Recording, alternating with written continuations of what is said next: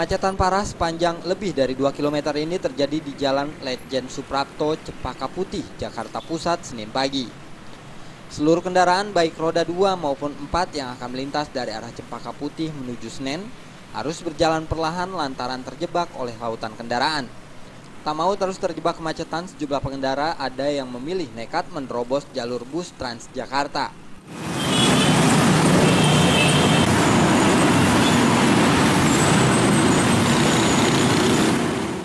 Selain aktivitas perkantoran yang sudah kembali normal, meningkatnya volume kendaraan setelah hampir 2 pekan lengang juga disebabkan karena hari ini merupakan hari pertama masuk sekolah bagi siswa. Wajah Jakarta yang selama arus mudik lebaran nampak lengang akhirnya kembali ke asalnya yang macet dan sembraut.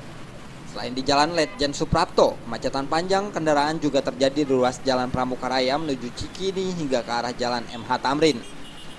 Arus lalu lintas di lokasi ini sudah terlihat padat saat melintasi flyover Matraman. Diperkirakan kondisi serupa dengan wajah Jakarta yang sembraut akan terus terjadi pada hari-hari berikutnya.